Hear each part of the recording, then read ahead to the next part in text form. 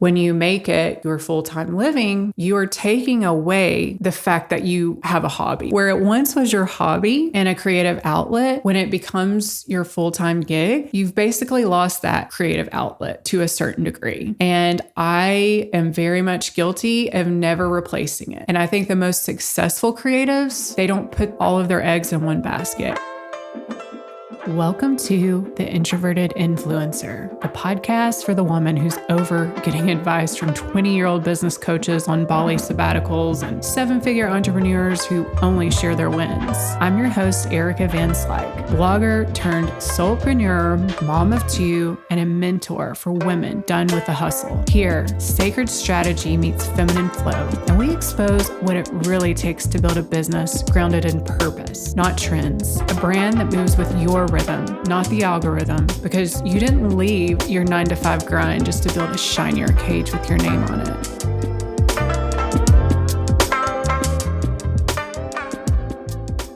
Well, hello there, beautiful. Welcome back to another episode of the Introverted Influencer podcast. So this month, my children, today is their last day of school. And it's been quite an emotional time for me as a mother because my oldest is graduating 5th grade and he will be a middle schooler this fall. And so many emotions have come up for me.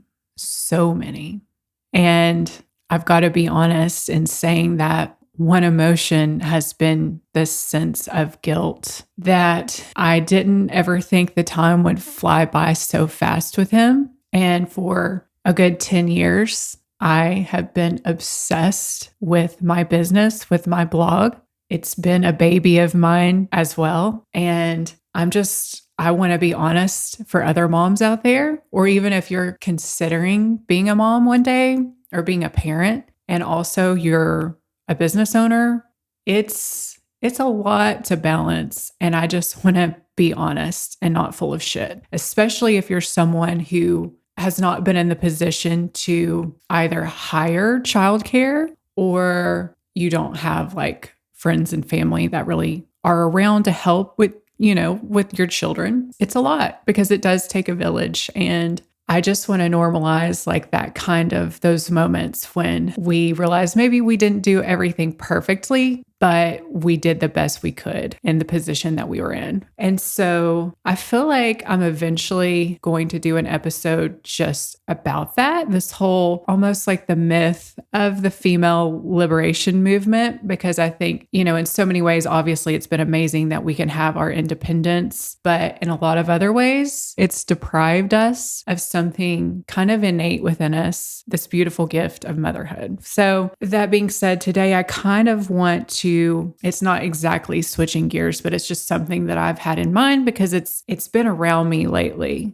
And so I feel like if it keeps showing up in my auric field, like what I like to call it, when I'm pulling in my 3D reality, then I think it's probably happening for other people as well. And it's almost like I can sense it, like this collapse of the influencer era. It feels like a death of influencing and blogging as we know it. And I'm not saying it's over by any means. I think it will take other forms, but we're in this messy phase right now of like, where do we go from here in a post-AI world? And so what's been coming up for me lately, it started about 2 weeks ago. And like I said, I already had these thoughts of I am craving some time with my son. Normally every summer I had them in like a summer camp so I could get a lot of work done. And this summer I'm like, no, I don't have much time left with my soon to be middle schooler and we are not going to do summer camp. Like I am going to be a mom and that's going to be my top priority this summer. And I am so incredibly privileged to have built a life where I can do that. So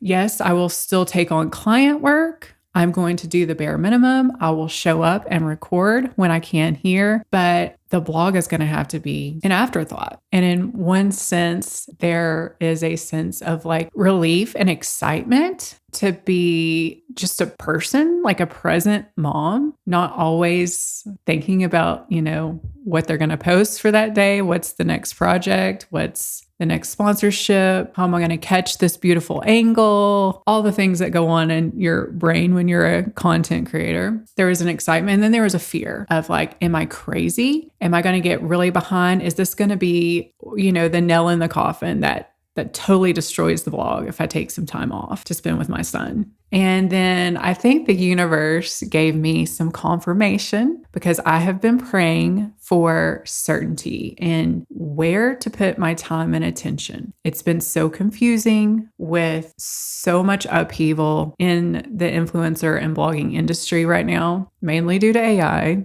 that it's kind of like you feel like you've been pouring into something that isn't giving back anyhow. But there's such a sense of pride in what I've poured my heart into for 10 years, and also maybe almost a nostalgia about it. And a fear, is there anything better ever going to come along? But as I was on Instagram, I've been spending a lot less time actually on social media. It's just been too much, like overstimulating. And when I'm really trying to find the answers, the divine answers, I know I can't allow myself to be so distracted, but maybe in the 10 minutes that I allowed myself that day, she is a very known influencer. And I started following her back when I started my blog because we started around the same time. And she's styled by Casey, that's like her blog, but then it's SBK Living. I actually had been expanded by her this winter because I saw how she was shifting like her home decor content and more of like the lifestyle to actually healthy living. And to me, that was really expansive because I'd felt so boxed in by just doing DIY and home decor that it was losing its luster for me, quite honestly. And so I thought, oh, well, it seems like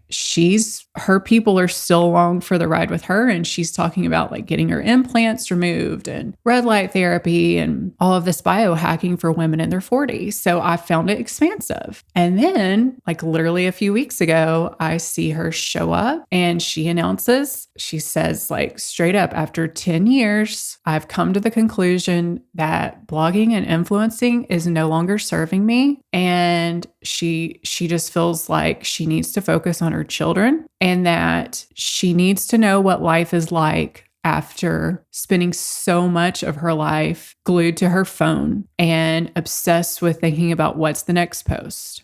And when I watched that reel, it was like, something inside of me almost felt relieved that I wasn't the only one kind of feeling that way. And so with that, I'm definitely not saying I'm going to quit, but it just it was almost like confirmation, like this summer at least. Like I'm not going to do anything dramatic. I'm still going to try to post like maybe once a month on the blog, but I'm not going to stress and obsess about how I'm going to get those posts and those projects done. And so it kind of was just a permission slip for me. And so I would like to be a permission slip for you as well. So if you're kind of feeling that way yourself, I don't think it's a coincidence that you stumbled upon this podcast or this episode. That's all I'm going to say there. So with that, I do want to talk about a few of the dark sides of being an influencer or even just being the face of your brand. And I think that you don't have to be a blogger or an influencer to experience these, I'd call them mind fucks, quite honestly, but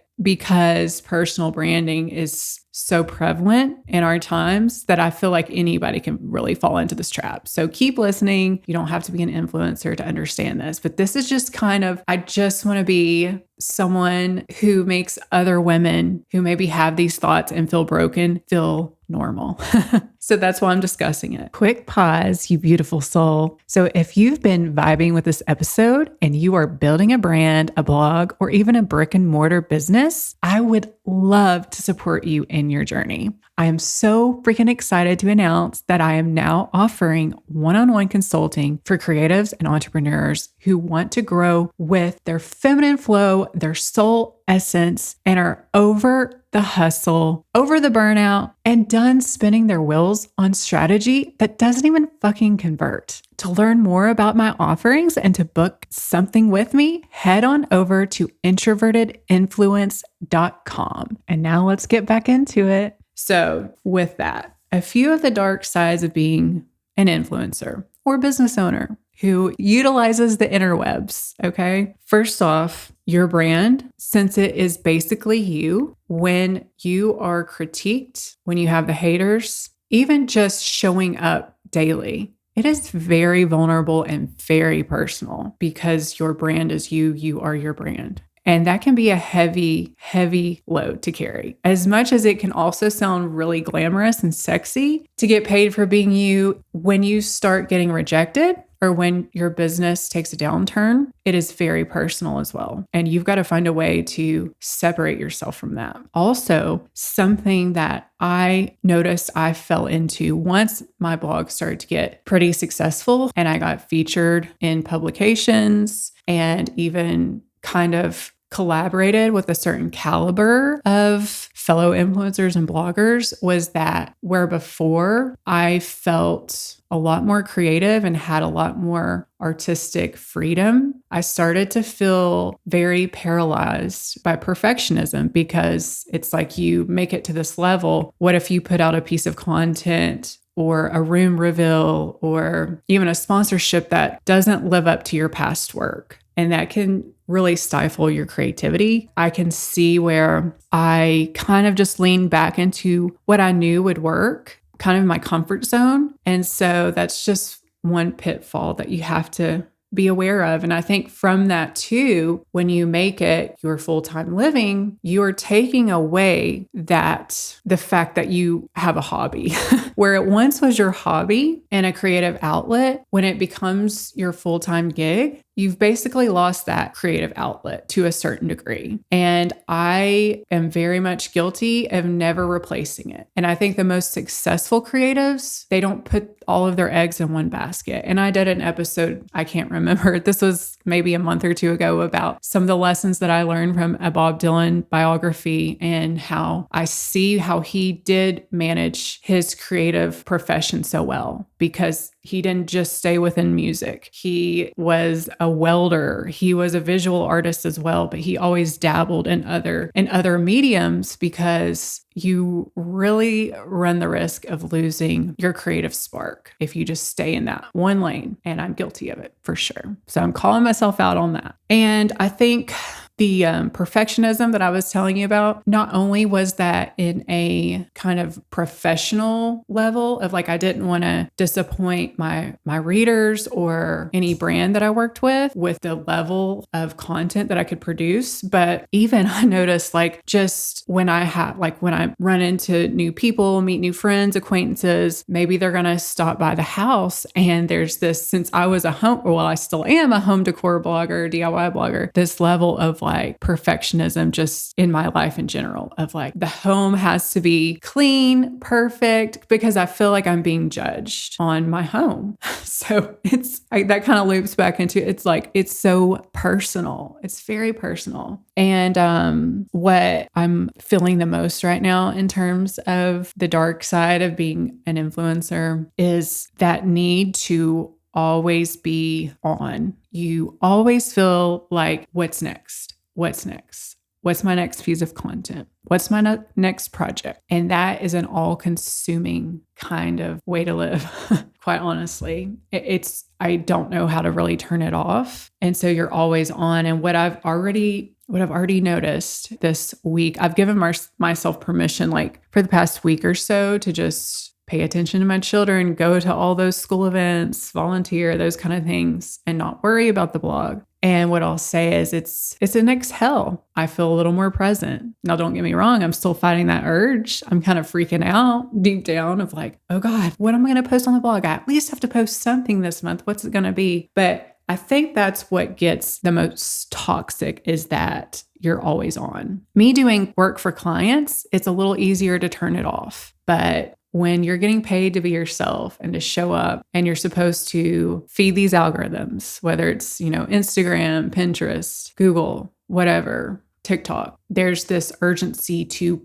produce every day. You can't take off. And so with that, like how do we get paid to be ourselves, to do what we love and not have to feed into that? And what I'm kind of learning right now is I think it's going to be a mix of diversification so that not all of your eggs are in the internet sort of basket when it comes to making money from like a platform. I think it's smart to just diversify, number one, so that if you decide to take a break, you still have another source of income somewhere. And me doing consulting again and coaching, that is giving me that buffer so that I don't completely freak out about what I'm doing this summer. There's support and I can pay my bills. Also, I do believe that the other half is very spiritual, and it's trusting and knowing that God's going to have your back. And I believe that many times in life, the opposite is the medicine. So if you're in the same position as I am, where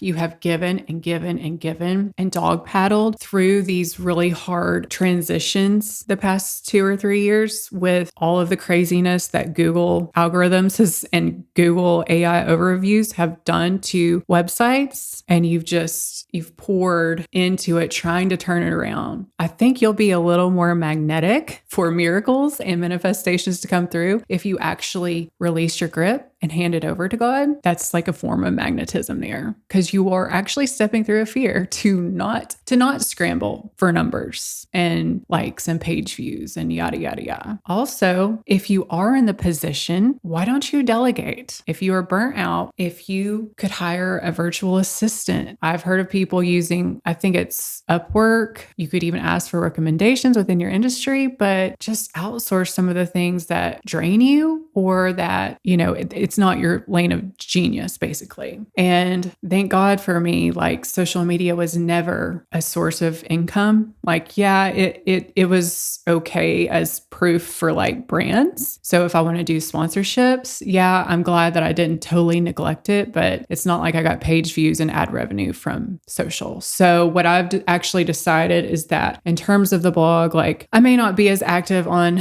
social media and I may not post as regularly on the actual blog, but what I am going to do, what is still bringing me money and traffic, is Pinterest. So I'm just going to repurpose a lot of content and create a lot of new pins this summer, because it takes like 5 seconds to do that. It doesn't bother me. And if Pinterest is still giving back to me, then I'm going to nurture that, and it doesn't take much time. But you could hire someone to do that. I paid a girl to do that years ago. If you want a recommendation, DM me and I will gladly refer her. So this wasn't intended to be a downer episode, but more of just like a permission slip. Like if you've had these thoughts, you're not crazy, you're not alone, you're not broken. These are very real matters that you have to confront. There's a plethora of awesome perks that go along with being a business owner or an influencer or a blogger, of course, but there's also a lot of downfalls with it as well. So with that, I would love it if you would reach out to me. Please, I'm over on Instagram at Designing Vibes. Please message me and let me know what kind of content you'd like to hear more of. I don't know if you want more mindset, spiritual, or more practical, but I want to help you. So with that, I hope you have a wonderful rest of your week, and I'm sending you so much love, and I will talk to you again soon.